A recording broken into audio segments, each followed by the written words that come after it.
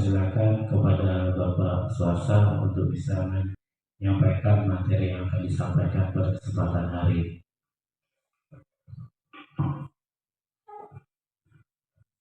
Terima kasih kepada pembawa acara. Baik Bapak Ibu, kita mulai. Saya buka dengan salam. Bismillahirrahmanirrahim. Assalamualaikum warahmatullahi wabarakatuh.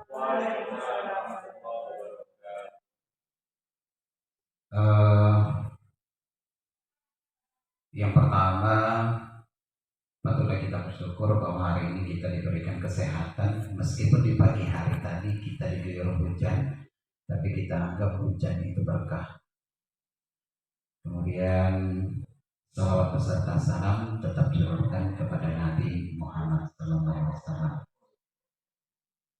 Bapak Ibu, yang pertama saya ucapkan terima kasih atas waktunya untuk hari ini, karena pada hari ini adalah terkait dengan tugas saya mengikuti calon guru penggerak rekognisi.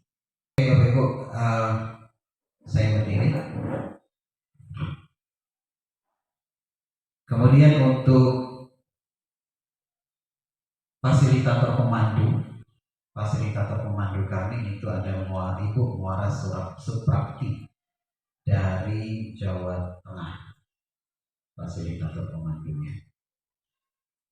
Nah, tugas kami apa? Kami CGP Rekognisi ini mendapatkan materi tentang budaya positif yang ini harus dibagikan pemahamannya ini kepada rekan sejawat, kepada rekan-rekan guru yang ada di lingkungan sekolah, baik itu internal sekolah maupun bisa dibagikan kepada komunitas dalam sekolah maupun komunitas juga di luar sekolah.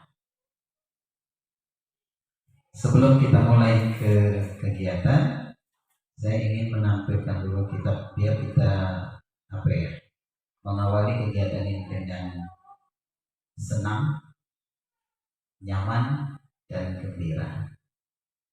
Nah, ini biasanya mainan Pak Timbul ini. Tebak gambar. Permainan tebak gambar ini untuk melatih konsentrasi saja, fokus. Ini bisa kita pakai nanti ketika kita mengajar di kelas dengan anak. Tapi ini lebih banyak saya ambil itu fokus ke proses kegiatan guru penggerak. Nah, dari gambar ini kira-kira kalimatnya apa? Tebak gambar. Tapi ini kalau untuk guru penggerak itu sudah ada, sebenarnya ada kata-katanya di situ. Sudah paham guru penggerak. Itu sedang apa yang sebelah kanan? Sedang menggali ya. Kemudian ya, mimpi, gali mimpi. Selanjutnya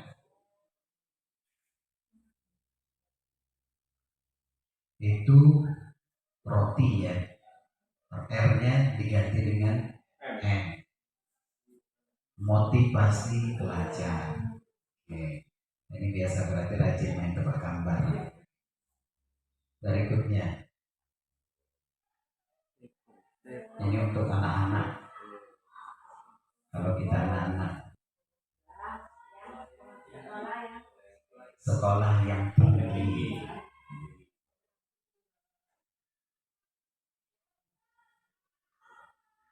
Dilema bagi murid di sekolah. Ujian nggak belajar, tugas nggak dikerjain, tapi inginnya apa?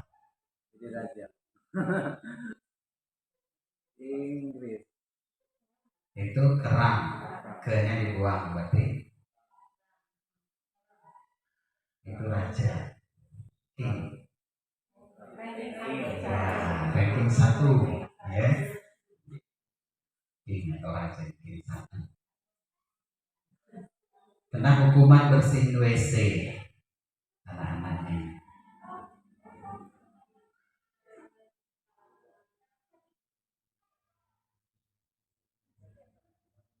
Yang pertama itu monyetnya Kerang. R-nya dengan T jadi ketar. ketahuan guru bolos sekolah. Dapat hukumannya ternyata bersihin WC. Ya. Kemudian ini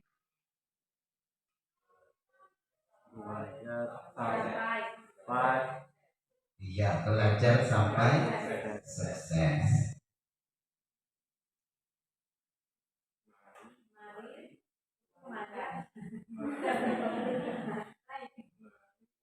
Mari naikkan. Mari naikkan.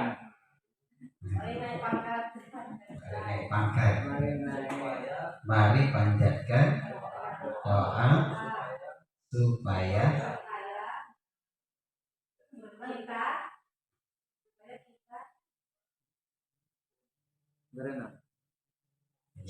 selamat. Ya. Mari panjatkan doa supaya kita selamat. Lumayan panjang ini.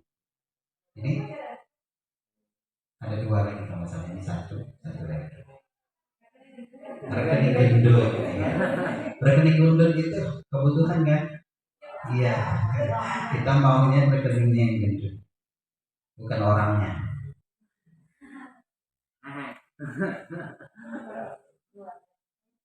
Bulan. Sadar. Ini biasanya yang bapak-bapak ini paham ini. Kadar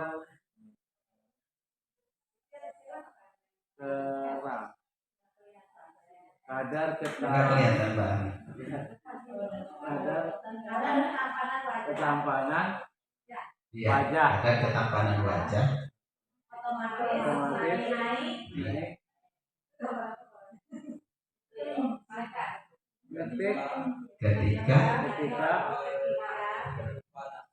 ketika beribadah. Ya, kadar ketampanan wajah naik ketika beribadah. Nah ini Bapak Ibu bisa kita lakukan pada anak-anak. Kita ambil yang seru-seru saja sebelum kita mulai pembelajaran, seru-seruan supaya mereka lebih semangat ketika belajar. Nah ini salah satu penerapan budaya positif juga, ya, budaya positif. Daripada ketika kita pas masuk, hei kamu, kenapa di situ ribut-ribut? Misalnya kan ketika masuk, anak-anak ketika kita mau masuk dari jauh kita sopan. Semua orang tahu sopan itu adalah baik, santun. Ya. Nah jadi ini budaya positif itu adalah keyakinan universal, nilai-nilai kebaikan yang sudah diketahui oleh semua orang bahwa itu adalah sesuatu yang baik. Itu budaya positif. Diterapkan di sekolah. Diawali dengan perubahan paradigma tentang teori kontrol. Nah ini saya katakan tadi. Kita akan berupaya memahami tentang budaya positif di sekolah. Kegiatan ini mungkin sudah pernah dilakukan ya. Perubahan paradigma. Kegiatan kepalan tangan. Coba buka. Ini mungkin sudah pernah dilakukan. Bapak Ibu disuruh menggenggam sesuatu yang katakanlah di dalam kepala itu ada sesuatu yang sangat berharga bagi Bapak Ibu. Dan orang lain diminta untuk merayu, ya, mengintimidasi, menekan, membujuk supaya kepalan tangan kita itu bisa kita buka. Kalau istri misalnya dengan suami, tahu-tahu misalnya istrinya kepal tangan, coba buka apa itu bag ya, bag. Apa itu bag? Gak mau dibuka. Tapi, ini ada kalung 10 gram misalnya kan, langsung dibuka kan. Nah ini artinya ada sesuatu yang mempengaruhi. Nah tentang kepalan ini tadi, apakah bisa kita pertahankan atau bahkan kita buka? Karena faktor dari luar. Kalau kita pertahankan, berarti itu adalah kontrol dalam diri kita pribadi masing-masing. Ketika kita buka karena pengaruh dari luar, ini artinya kontrolnya masih goyah. Ya, kontrolnya masih goyah, masih bisa dipengaruhi. Nah ini simulasi ya Bapak Ibu. Ketika kita mau simulasikan ini antara A dan B, ada dua orang kita minta kepalan tangan, kemudian berupaya membuka kepalan tangan tersebut. Mungkin bisa jadi ada yang tidak sampai membuka, apapun yang dilakukan oleh temannya, ya, mau diancam, mau ditekan, mau dibujuk, mau digelitik, itu tidak akan dibuka. Tetapi ada juga yang mau membuka karena bujukan. Nah ini terkait dengan kontrol pada diri masing-masing. Nah kontrol pada diri ini ada suatu miskonsepsi yang sering muncul di dalam lingkungan, baik itu sekolah maupun kehidupan sehari-hari, dalam keluarga juga. Ada miskonsepsi, ilusi. Ilusi itu artinya seolah-olah, gambaran seakan-akan. Ya. Yang pertama itu ilusi guru mengontrol murid. Dalam pikiran kita, guru itu bisa mengontrol murid. Ya, dalam pikiran kita, anak ini harus sesuai dengan keinginan kita. Ini ilusi sebenarnya. Kenapa? Karena kontrol pribadi masing-masing itu ada. Kita tidak bisa mengubah murid itu menurut kehendak kita. Yang kedua, ilusi bahwa kritik dan membuat orang merasa bersalah dapat menguatkan karakter. Rasa bersalah, misalnya anak itu melakukan suatu kesalahan katakanlah, maka kita katakan, awak cantik, kamu ini masa perilakunya nggak seperti itu. Apalagi misalnya dikaitkan, lah bapak kamu guru agama, ustaz, masa kamu seperti ini. Nah ini merasa bersalah. Kata-kata yang seperti itu buat anak itu merasa bersalah. Kemudian kontrol yang berikutnya, ilusinya, semua penguatan positif efektif dan bermanfaat. Dalam pikiran kita, ketika kita memuji seseorang, anak itu kita puji, pikiran kita mengatakan kalau kita berikan pujian, penghargaan segala macam, anak ini lebih efektif, disayang-sayang, dipuji-puji segala macam. Nah ternyata itu ilusi juga. Ada faktor negatif atau pengaruh negatifnya nanti. Hadiah, pujian, penghargaan. Kemudian berikutnya ilusi bahwa orang dewasa memiliki hak untuk memaksa. Nah ini biasa kejadian di rumah misalnya. Anak tidak mau tidur siang, anak masih aktif-aktifnya bermain. Apa yang kita lakukan? Terkadang kita paksa tidur. Kalau tidak tidur sekarang, misalnya apa? Ya, kita katakan dengan ancaman. Nah ini terkadang kita orang dewasa itu bersifat memaksa. Ini ilusi kita sebenarnya. Kalau tidak dipaksa, terkadang dalam pikiran kita, kalau tidak dipaksa, tidak akan mau makan misalnya anak-anak. Sering kita mendengar, kalau tidak dipaksa tidak akan mau makan. Mau sebagus apapun gulainya, sebanyak apapun gulainya, semenarik apapun, kalau tidak dipaksa tidak mau makan. Nah ini sebenarnya ilusi, menekan mereka. Ya, ini terkait dengan ilusi kontrol. Apa yang harus kita lakukan saat ini? Ada suatu perubahan dari paradigma stimulus respon ke pendekatan teori kontrol. Stimulus respon itu artinya apa yang kita sampaikan kepada anak, kita harapkan anak mengikuti kemauan kita. Nah itu stimulus respon. Seharusnya kita adalah sebagai pengontrol saja. Pengontrol ini ada posisi yang kelima nanti, yang paling baik. Stimulus respon itu kebutuhan kita sama. Kita menganggap kebutuhan kita itu sama semua. Contoh di sekolah kita, sama sebenarnya kita saat ini. 10 mata pelajaran. Kita anggap seluruh anak harus bisa 10 mapel itu. Atau pelajaran katakanlah misalnya seperti saya IPA di dalam kelas mengajar tentang kalor katakanlah pada hari ini. Maka saya merasa belum berhasil ketika anak itu tadi saya berikan tes tentang kalornya, cuman ada 2 orang yang bisa. Ya, cuman ada 2 orang yang bisa. Kita anggap semua anak ini sama. Kenapa 2 orang ini mampu, kamu tidak mampu? Harusnya sama, harusnya bisa. Ya, nah ini pemahamannya stimulus respon.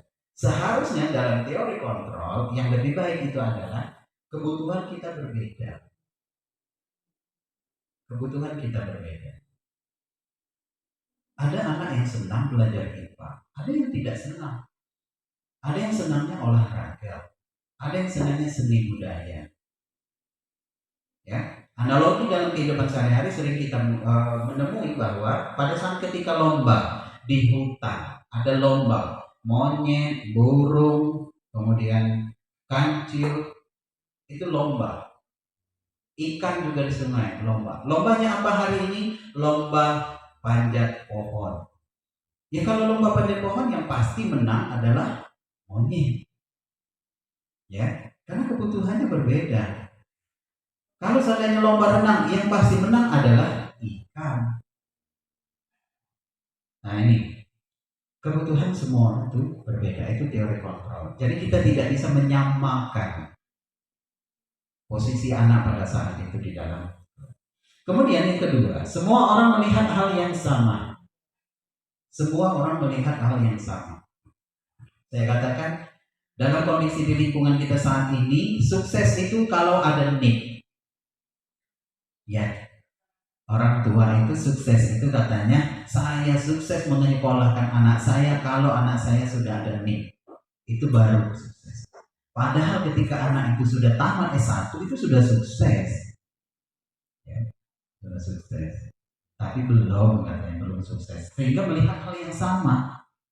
Dianggap sama. Teori kontrol, setiap orang memiliki gambaran berbeda. Gambaran berbeda. Kalau Bapak Ibu pernah nonton film Idiot ya, kalau tidak salah, India. Nah, itu bagus sekali penggambaran tentang kondisi bagaimana 3 orang anak itu yang memiliki kemampuan yang berbeda-beda dan hobinya berbeda-beda, mereka suksesnya menurut apa ya kalau kata Ibu Erlina itu passion masing-masing. Ya. Ya. Kemudian masih banyak ya berikutnya di situ. Kalau dalam stimulus respon itu saya bisa mengontrol orang lain. Dalam teori kontrol tidak bisa mengontrol orang lain. Contoh tadi pengalaman yang kepalan tangan. Kita tidak bisa. Ketika orang itu berpegang teguh pada pendiriannya, maka dia tidak bisa kita kontrol. Kita hanya bisa menuntun, mengarahkan. Kalau mengontrol harus sesuai dengan yang kita inginkan, memaksa. Ya. Berikutnya, nilai-nilai kebajikan universal. Kebajikan universal itu adalah kebajikan yang secara umum sudah ditemukan di dalam lingkungan masyarakat. Kalau di sekolah, nilai kebajikan universal itu adalah profil pelajar Pancasila yang saat ini. Kalau sebelumnya itu karakter. Ya. Sebenarnya dalam kurikulum itu bagus semua tujuannya. Kurikulum Merdeka itu adalah kebajikan universal yang harus dimunculkan, profil pelajar Pancasila. Beriman, bertakwa dan berakhlak mulia, mandiri, bernalar kritis, berkebinekaan global, gotong royong dan kreatif. Nah ini yang kita harapkan nanti pada anak-anak kita itu muncul. Bukan cuma kepada siswa, kepada anak-anak, kita juga sebagai guru menunjukkan ya. Disiplin. Kata disiplin biasanya identiknya kalau kita kata disiplin itu adalah peraturan yang mengekang, yang mengikat.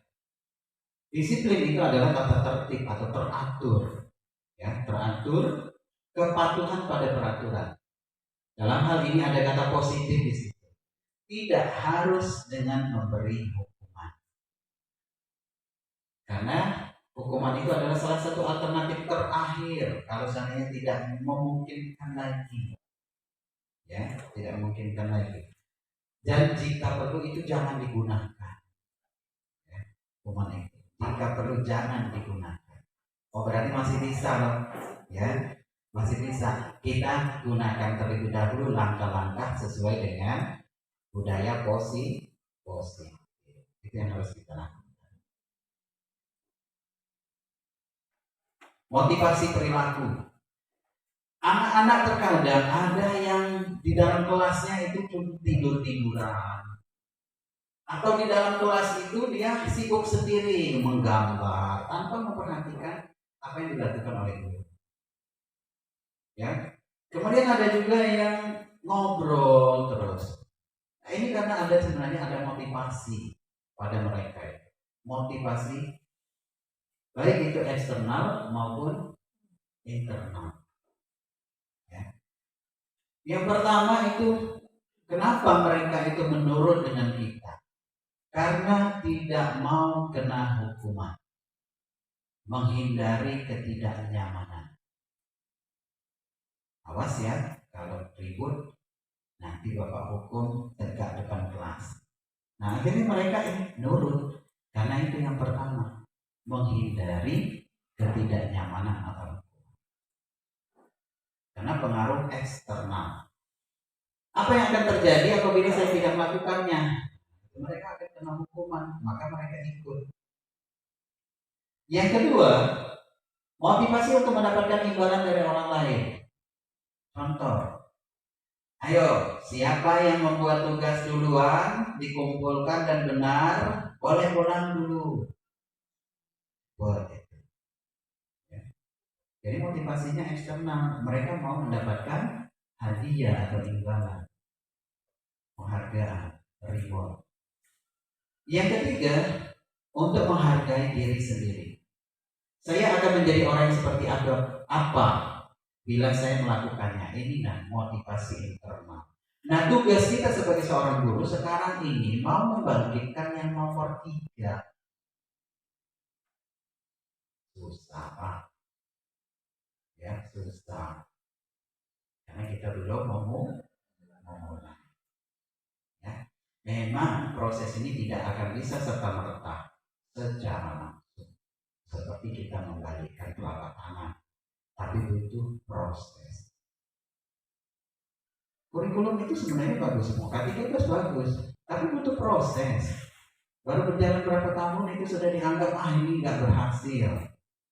Sama dengan kurikulum Merdeka, sudah dijalankan pada program sekolah penggerak, sudah 3 tahun sekarang evaluasi. Berhasil atau tidak. Dianggap 3 tahun itu sudah muncul hasilnya. Ya. Maka itu dievaluasi. Nah sekarang ini kita tugas kita yang nomor 3, tanggung jawab kita sebagai guru.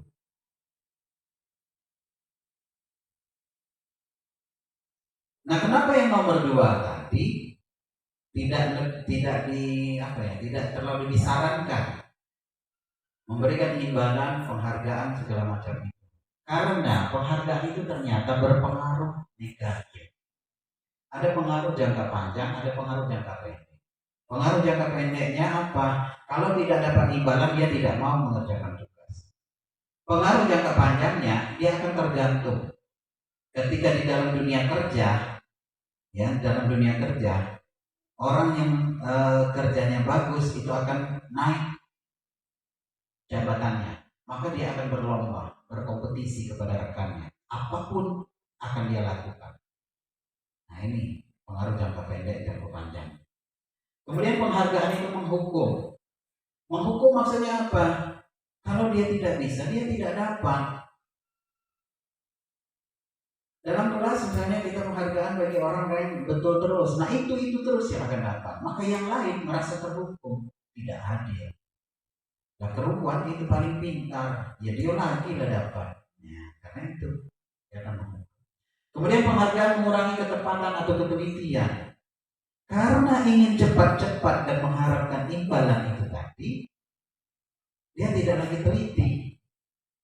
Yang penting duluan. ngumpul tugas. Masalah benar salah kalau udah aku dia dulu. Kamu betul dapat hadiah. Nah, akhirnya dia diteliti lagi kurang tepat. Tidak efektif.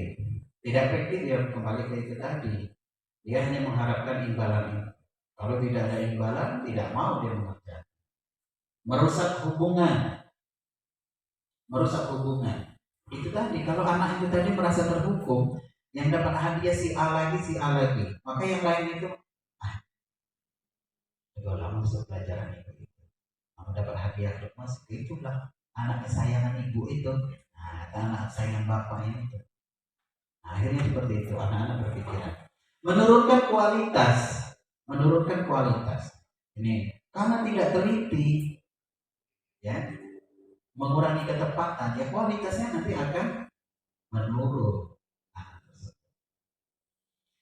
Mematikan kreativitas, tidak kreatif, ya, tidak kreatif. Dia hanya menunggu saja. Kalau ada hadiah baru dia mau mengerjakan. Kalau tidak ada hadiah, ya sudah, tidak mau dia mengerjakan.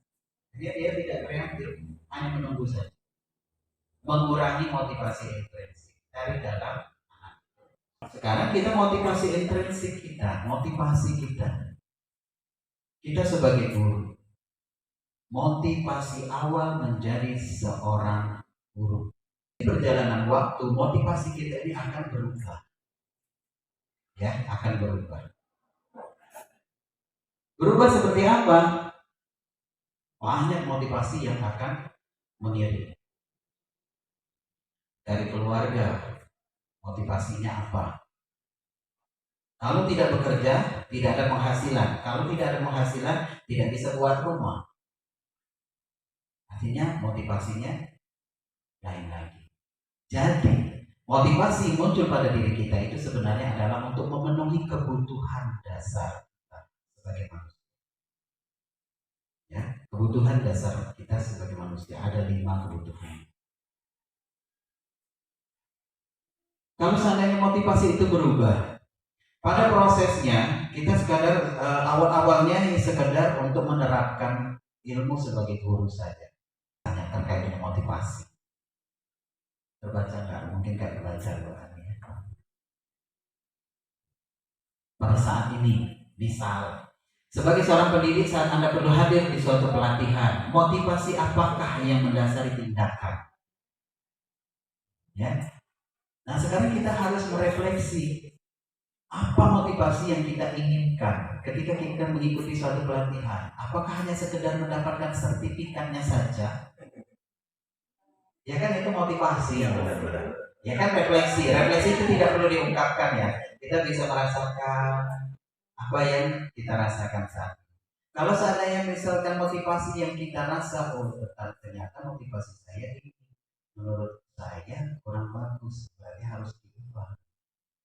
Ya, seperti itu. Jadikan suatu kebutuhan. Yang kedua misalnya, contoh ini.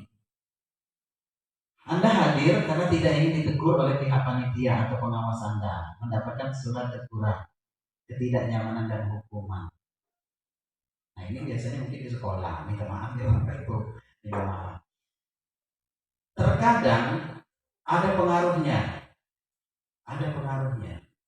Kawan kita misalnya yang agak lambat masuk atau misalnya jarang masuk, itu akan memberikan pengaruh kepada yang lain. Iya, betul itu. Akan memberikan pengaruh kepada yang lain. Nah artinya pada diri kita itu belum ada motivasi internal pada diri kita. Masih dipengaruhi oleh orang lain. Anak kelemah si A, dia pernah kena marah. Ya, datang sekali-sekali. Nah ini biasanya muncul pada kita kan. Muncul. Nah karena ini masih dipengaruhi oleh motivasi eksternal. Ya, seharusnya motivasi internal mau seperti apapun mereka, mau seperti apapun yang dilakukan oleh mereka, mau hadir tepat waktu, mau terlambat, yang penting saya. Ya, saya. Itu sekarang. Nah, kalau seandainya semua orang sudah berlaku seperti itu, bersikap seperti itu, menghargai waktu yang ini tadi, maka tidak akan ada yang terlambat.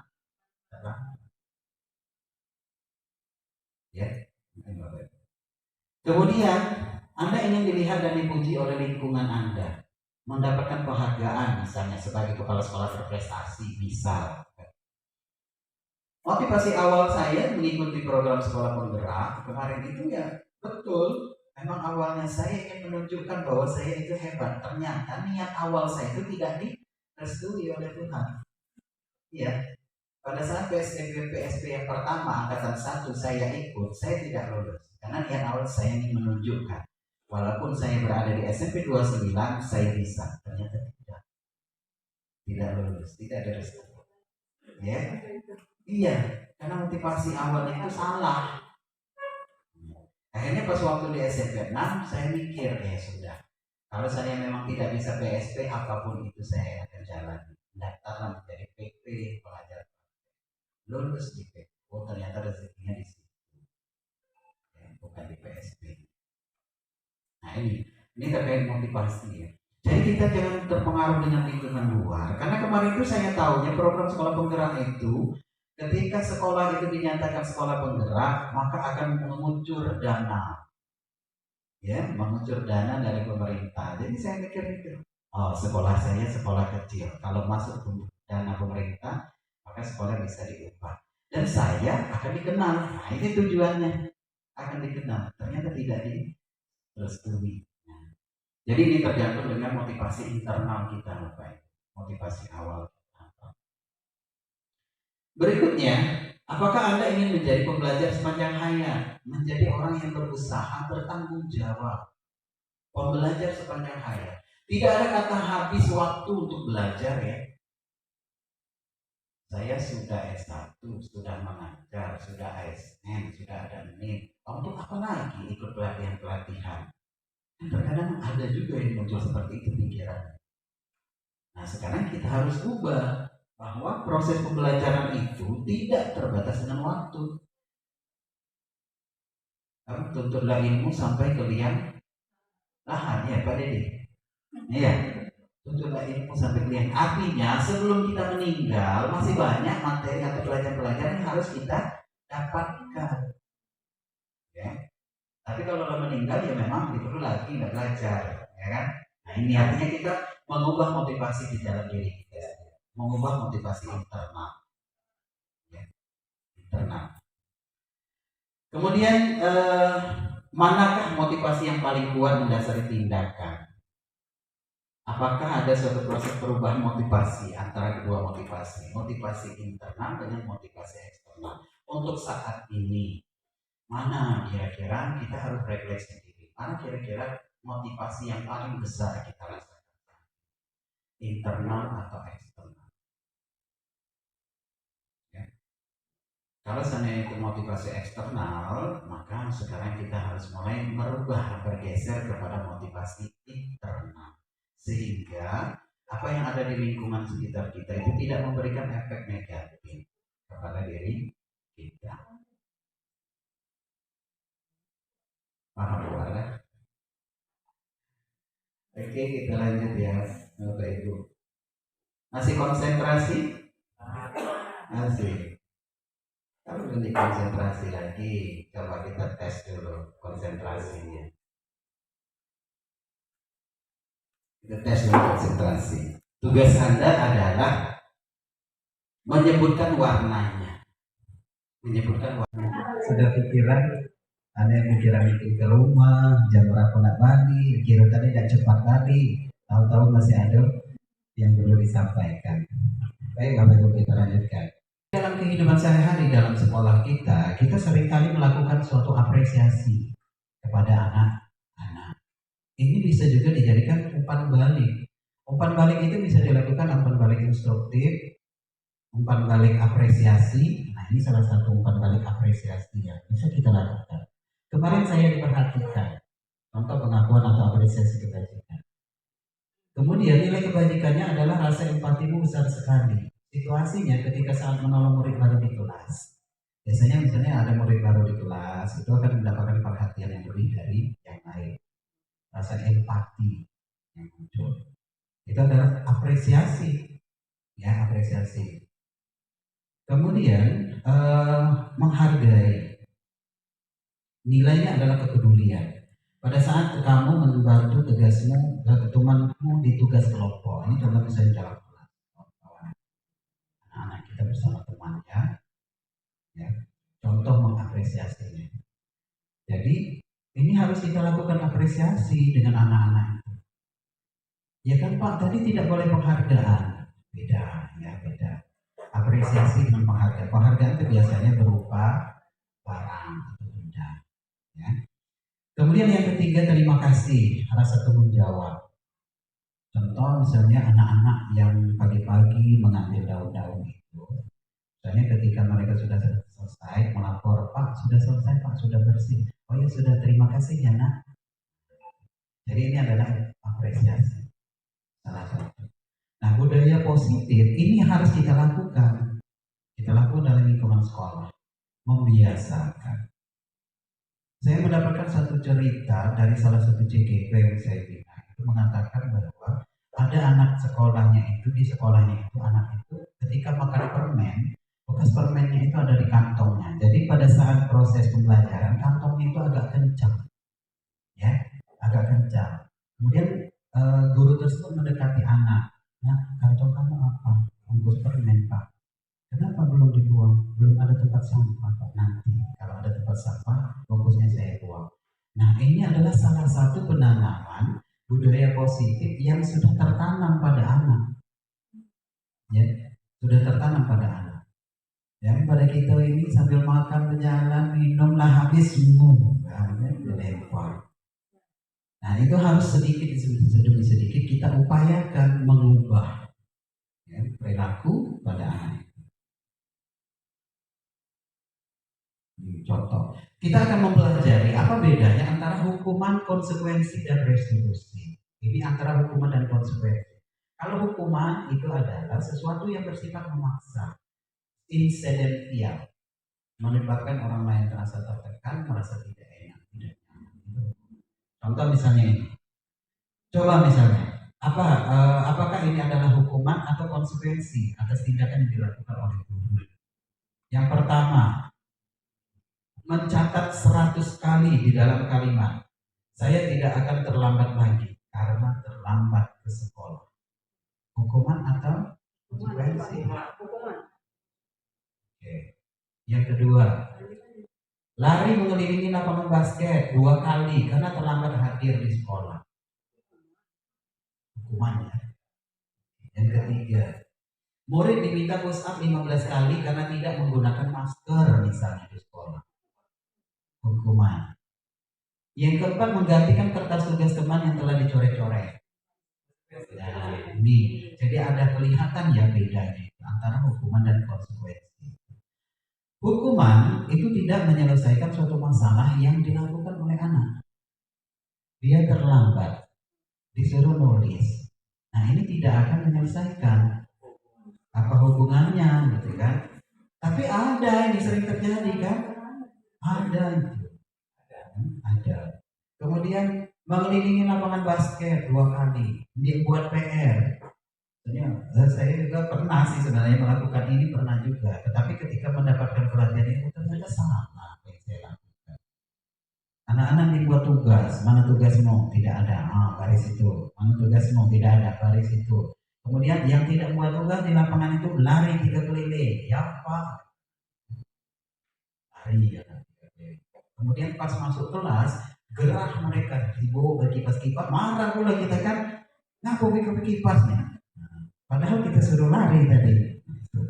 Ya, jadi nampak antara bedanya antara hukuman dan konsekuensi. Yang lebih bagus restitusi. Ya, ini sebenarnya konsekuensi lebih bagus dari hukuman, lebih bagus. Tapi lebih bagus lagi adalah restitusi. Bagaimana caranya Pak restitusi itu? Yang sudah dilakukan oleh Pak Timbul itu restitusi. Anak kita panggil, kita ajak berbicara, mereka menyampaikan apa alasannya, kemudian kita sampaikan kira-kira apa yang akan kamu lakukan untuk mengatasi masalah yang kamu hadapi itu sendiri. Ya.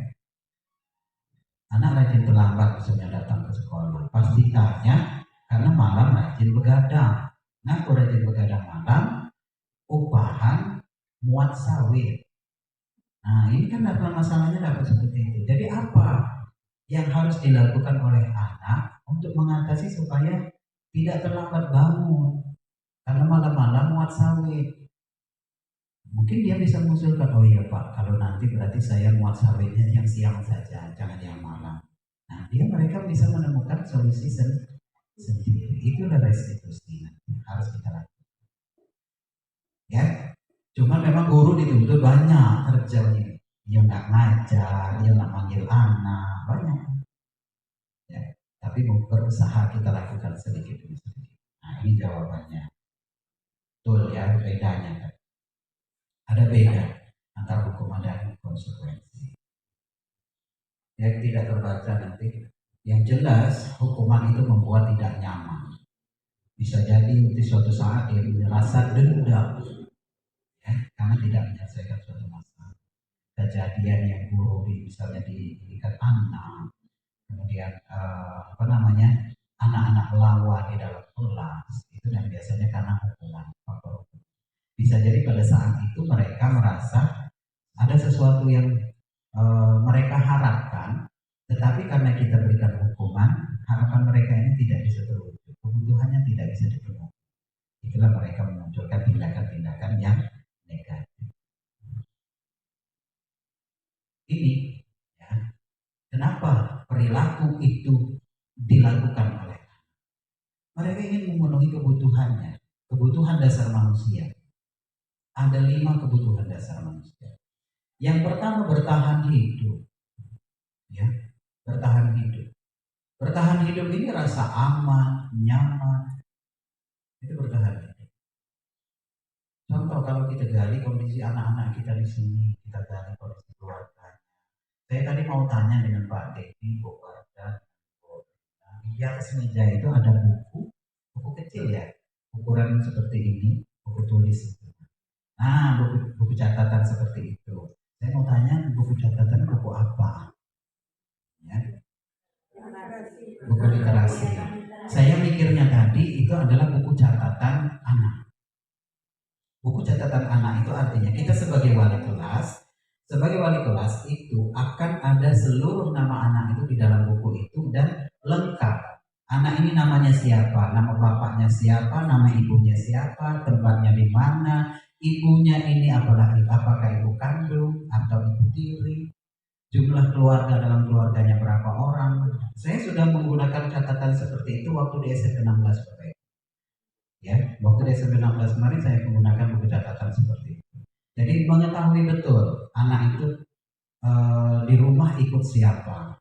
Jadi kita tanya satu-satu, kita panggil. Ketika waktu jam kosong kita panggil di kelas itu gantian. Tidak mesti serta-merta pada hari itu sebelum dipanggil, tidak. Tapi dalam proses kita panggil satu-satu. Hari ini sudah, kita panggil lagi. Kita panggil. Pas ketika panggil itu mereka tidak belajar atau kosong, kita tanyain, kamu tinggalnya di mana, rumahnya di mana, kondisi rumah kamu seperti apa. Ada yang bertanya, yang mana Pak? Ya lantainya sudah keramik atau belum, sudah pakai plafon atau belum. Kemudian ditanyakan lagi, sudah ada kamar mandi. Itu penting ternyata Bapak Ibu. Ya, pengetahuan kita tentang anak itu penting.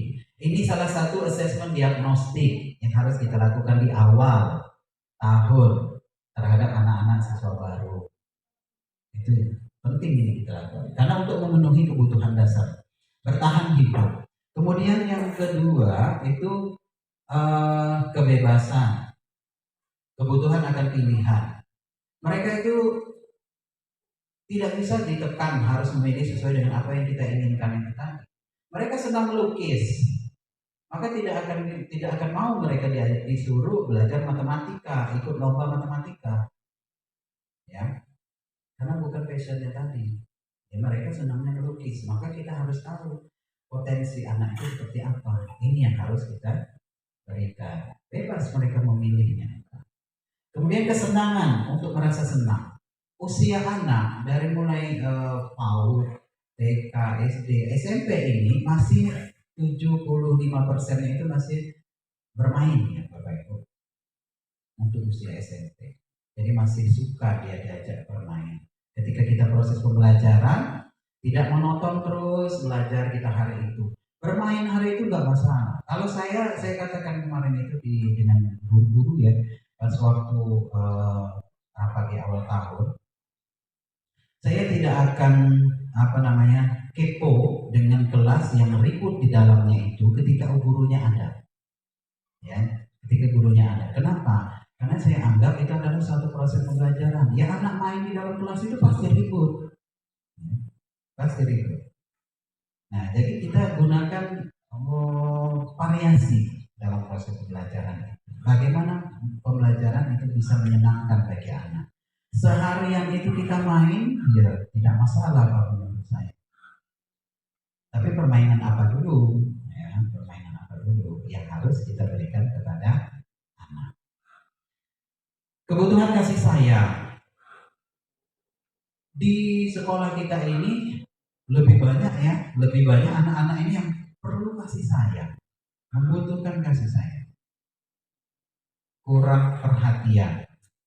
Nanti kalau kurang perhatian ini, nanti ketika sudah besar akan muncul ungkapan, ya, masa kecil kurang bahagia. Nah, ini yang akan berefek negatif pada kehidupan mereka di masa yang akan datang. Masa kecil yang kurang bahagia, kurang perhatian orang tua. Mereka di rumah tidak ada orang tuanya. Datang ke sekolah, tujuannya sebenarnya ketika melakukan kegiatan yang nyeleneh, kata kita, di luar nalar kita, ternyata mereka tujuannya adalah untuk mendapatkan perhatian dari kita. Tapi kita tidak memperhatikan, malah kita menganggap itu adalah suatu kenakalan. Pada tujuannya datang dari sekolah, oh ya sekolah, aku dengan ibu ini. Aku mau masuk dengan ibu ini cantik. Aku belum tidak cari perhatian. Nah, MPO, kan minta perhatian orang. Pasangan di kelas. Tahu-tahu dia guru yang tidak diminta perhatian tadi marah-marah. Nah, kan? Ya. Karena dia butuh kasih sayang. Di rumah dia kurang kasih sayang. Di sekolah mungkin dia ingin mendapatkan itu. Kemudian terakhir, kebutuhan pengakuan atas kemampuan. Merasa bangga dan keren kepada dirinya itu pasti. Ya pasti. Contoh kemarin itu pernah saya panggil, Rehan, kamu suruh ke situ. Sebenarnya saya inginnya dia itu menunjukkan kehebatannya di situ. Saya lihat dia kan vokal orangnya. Ternyata kemarin nyanyi, pas dia nyanyi dekati. Nah hebat, kan berani kamu nyanyi. Jadi suara kamu itu tidak terbuang percuma. Ya. Saya kemarin menyuruhnya itu saya panggil. Setelah kejadian itu kan saya panggil ke dalam. Saya bicara, kamu suka bercerita. Tapi kalau guru-guru mengajar, suara kamu guru baru 1 kalimat, kamu sudah 3 kalimatnya. Jadi ini, kalau kamu memang hobi untuk berbicara seperti itu, coba sering-sering nonton stand up comedy. Saya katakan, coba sering-sering nonton stand up comedy. Bisa jadi bakat kamu di situ. Ya, apa? Ya, cuma mungkin kamu kemarin ujian, apakah masih sering dia ngomong sendiri, menjawab pertanyaan, menjawab kalimat guru gitu kan. Tapi kalau kita arahkan, itu akan bermanfaat bagi dia. Ya, bermanfaat bagi dia. Dia sering ceplos-ceplos, ini ada kadang kicik kasar, aduh kadang kiciknya lucu, kawan-kawannya tahu kan. Nah inilah kita arahkan, coba tonton stand up comedy. Mungkin di situ passionnya. Ya, nih. Kebutuhan pengakuan atas kemampuan. Nah, 5 ini baik pada diri kita sebagai guru maupun kepada anak semuanya sama. Kita memiliki kebutuhan seperti ini. Kita harus berusaha memahami. Nah, sekarang tanggung jawab kita. Kita ini belum memahami diri kita, mau memahami orang lain. Nah, ini sekarang. Jadi karena pekerjaan, tuntutan pekerjaan, kita berupaya untuk melakukan. Bertahan hidup, ini penjelasannya. Ya, survive, bertahan hidup. Kesehatan, rumah, makanan, rasa aman, itu adalah survive. Kebutuhan bertahan. Diterima atau kasih sayang, seperti saya jelaskan tadi pada anak. Contoh Contoh misalnya kita sebagai guru pulang ke rumah jam 1 atau terkadang jam 2. Anaknya tadi datang langsung nyampai ke rumah, kita sampai langsung ngajak ketua pun kehebatan yang dilakukan oleh dia tadi. Misalnya, contohnya misalnya kalau ini. Karena kita sibuk tadi kalau kudai pulau, nah kan ini, karena sering kita tanpa sadar kita lakukan. Padahal mereka itu ingin membutuhkan ini, memenuhi kebutuhan ini. Ya, kita dalam kepanas-panasan kan, kadang tuh anak-anak langsung menemui kita langsung membentak. Ini kebutuhan kasih sayang yang mereka ingin penuhi. Nah, mudah-mudahan setelah belajar ini mulai berubah kan. Kalau seandainya kita kemarin seperti itu, mudah-mudahan tidak. Ya, kebutuhan akan pilihan, choice. Tidak bisa kita paksakan. Ya, tidak bisa kita paksakan. Contoh kepada anak. Kita saja, waktu kita dengan orang tua itu mungkin waktu itu memaksakan kita, kamu harus sekolah di sini. Nah, apa yang kita rasakan waktu itu? Merasa tertekan, merasa tidak mampu. Kalau saya di sini tidak akan berhasil. Tetapi beda dengan orang tua yang memberikan kebebasan. Kamu mau sekolah di mana? Kalau tidak kuliah kedokteran, ya kalau tidak mau berbayar. Kalau mau berbayar di sini, ya.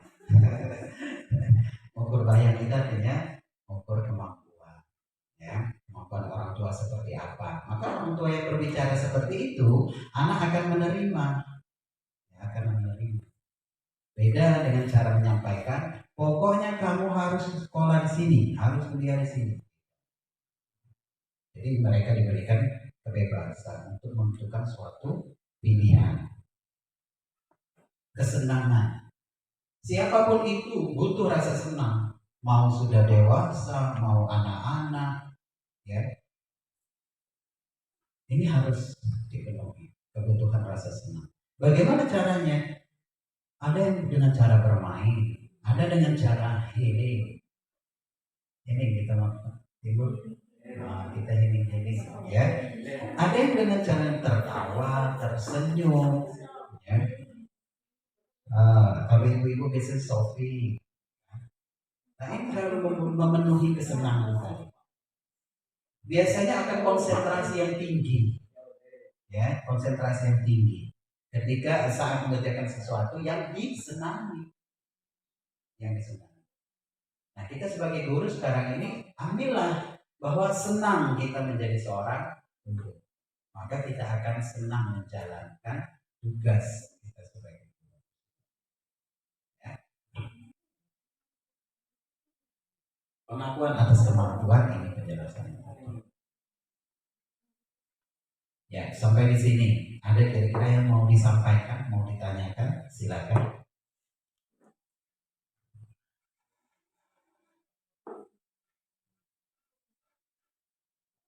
Ada pertanyaan? Belum. Kalau belum ada kita lanjutkan. Nah, ini yang paling penting sekarang. Ya, paling penting sekarang ini yang kita pahami juga secara bersama tentang posisi kontrol guru di sekolah. Ada 5 posisi kontrol guru itu. Ada yang pertama penghukum. Lihat gambarnya mungkin seperti itu. Ya. Kemudian ada yang membuat rasa bersalah. Anaknya menjadi rendah diri. Bukan rendah hati, tapi rendah diri. Malu.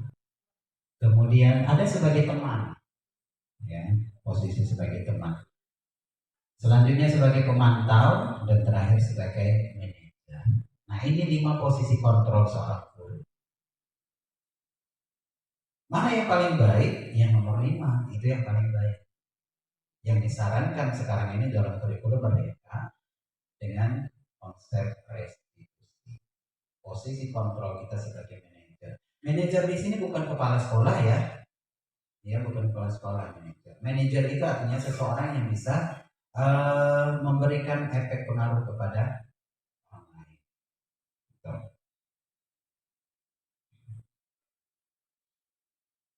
Contoh posisi kontrol guru ini.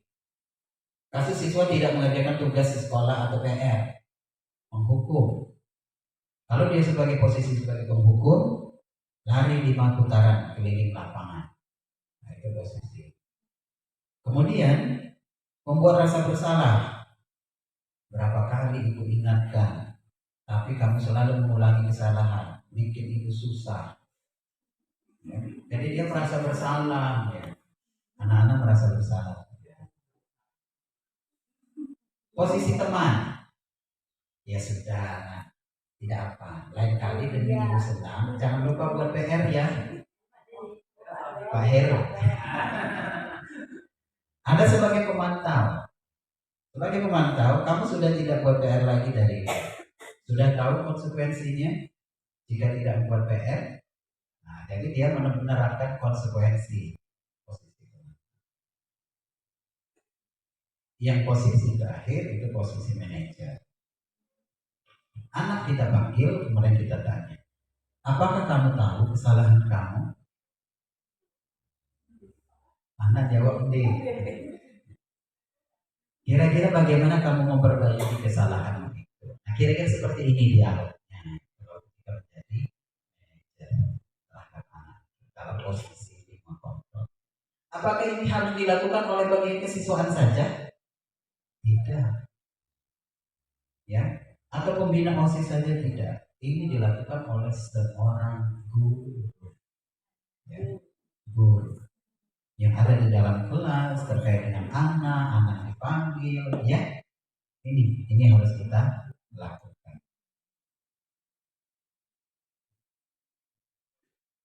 Kamu selalu saja salah. Berarti ini membuat rasa bersalah. Ibu sangat kecewa sekali dengan kamu. Ayo, bantulah demi Bapak ya.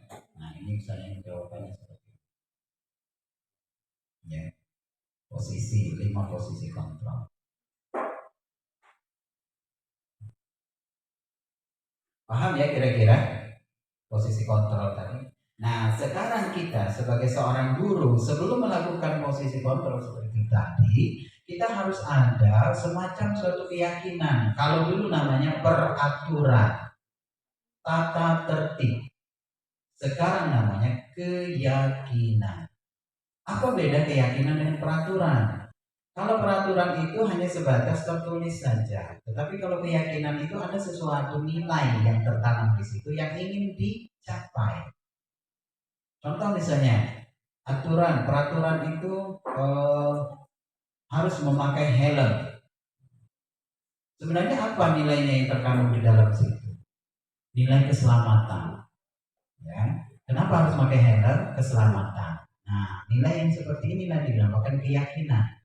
Ya, keyakinan. Demi menjaga keselamatan, gunakan helm. Ada yang lebih parah lagi kemarin itu kalimat di situ. Pala kabar belum segelas batu. Nah, itu kan?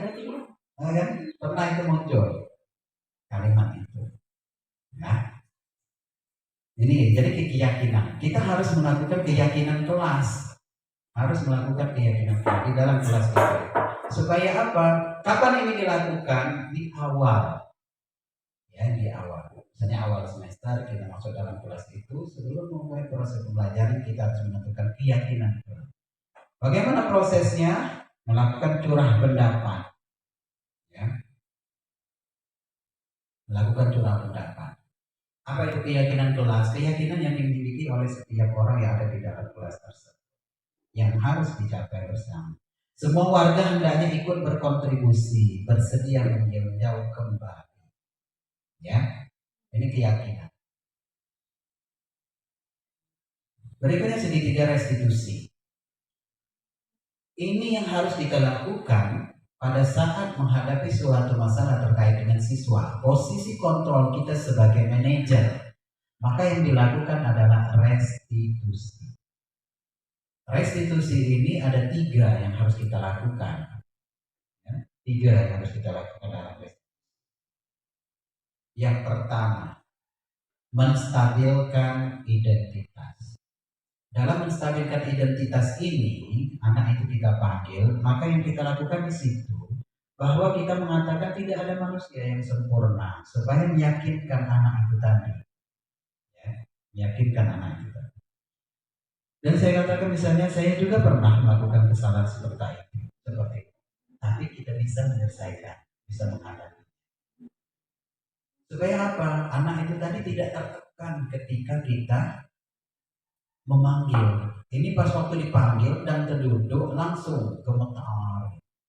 Ketika kita menyatakan tidak apa-apa, nah berbuat salah itu tidak apa-apa. Tapi yang penting kita harus menyadari kesalahan yang kita sampai ditekuk pundaknya. Maka groginya akan hilang, cemasnya akan hilang. Dia akan lebih terbuka berbicara. Ya.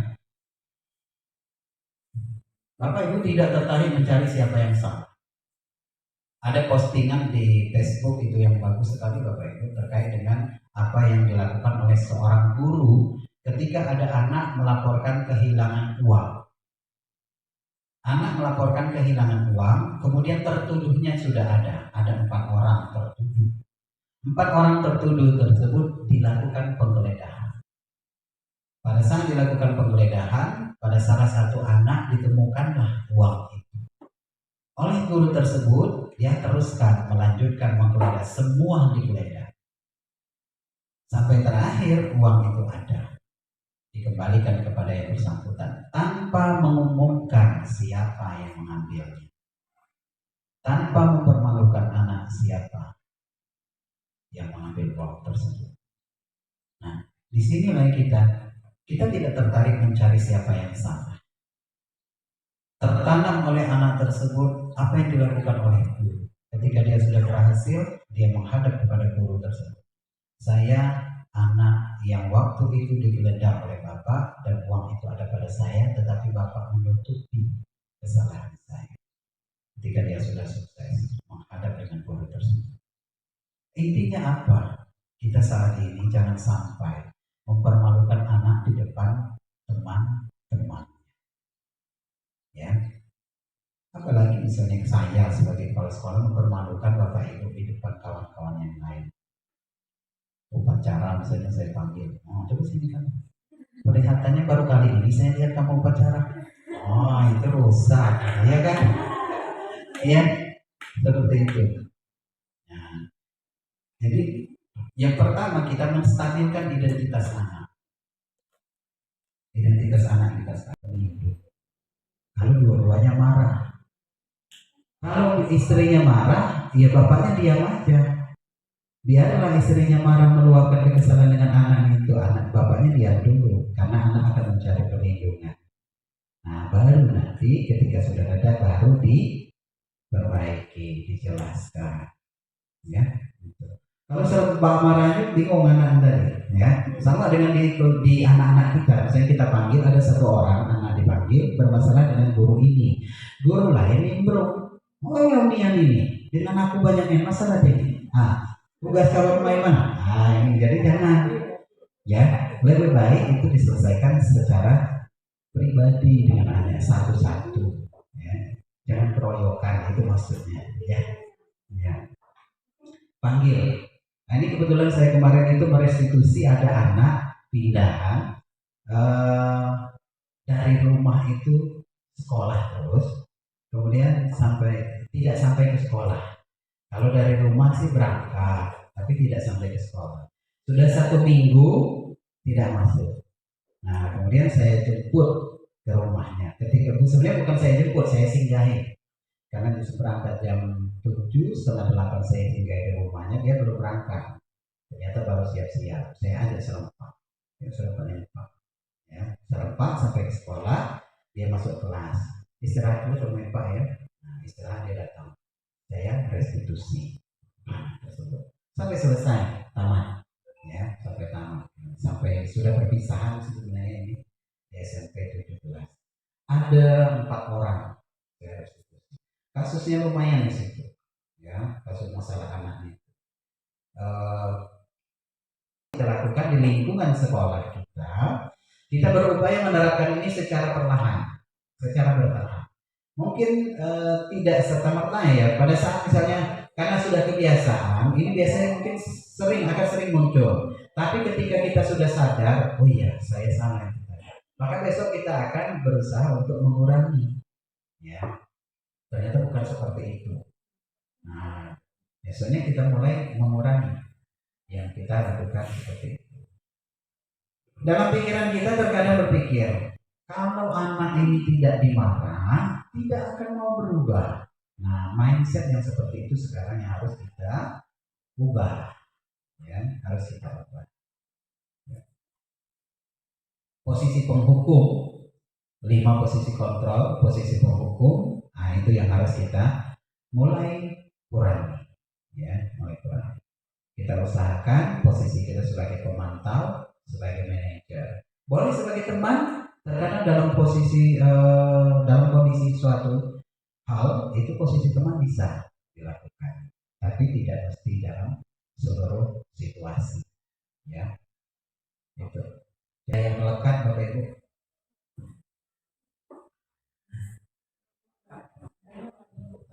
Ada yang ditanyakan?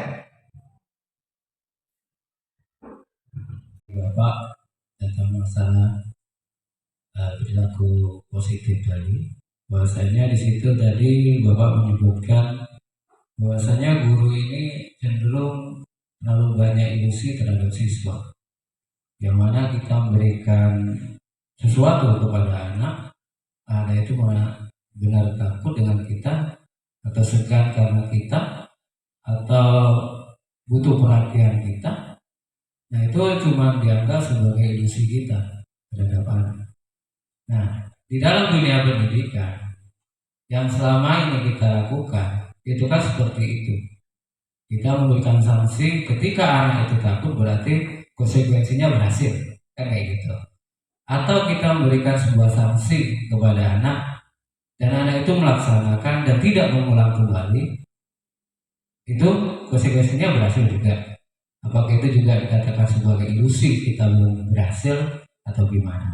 Dan yang kedua, berarti kita guru ini butuh yang namanya ilusi. Karena untuk dengan adanya ilusi-ilusi tersebut itu bisa memberikan sebuah motivasi untuk kita. Nah, yang jadi intinya pertanyaan itu tadi, yang pertama, apakah apa yang kita lakukan itu memang betul dan itu memang dibutuhkan. Yang kedua adalah apakah kita sebagai guru hanya menciptakan ilusi-ilusi sehingga secara di lapangan itu tidak mencapai titik keberhasilan. Mungkin itu saja Pak, pertanyaan dari saya. Demikian untuk presentasi apa yang disampaikan terkait dengan budaya positif. Mudah-mudahan apa yang saya sampaikan itu ada yang bisa kita ambil manfaatnya dalam pelaksanaan tugas kita sebagai seorang guru dalam menjalankan tugas dan kegiatan kita sehari-hari sebagai guru yang melakukan pembelajaran berpihak kepada murid. Terima kasih banyak atas perhatian. Mohon maaf atas segala kekurangan. Saya tutup. Assalamualaikum warahmatullahi wabarakatuh.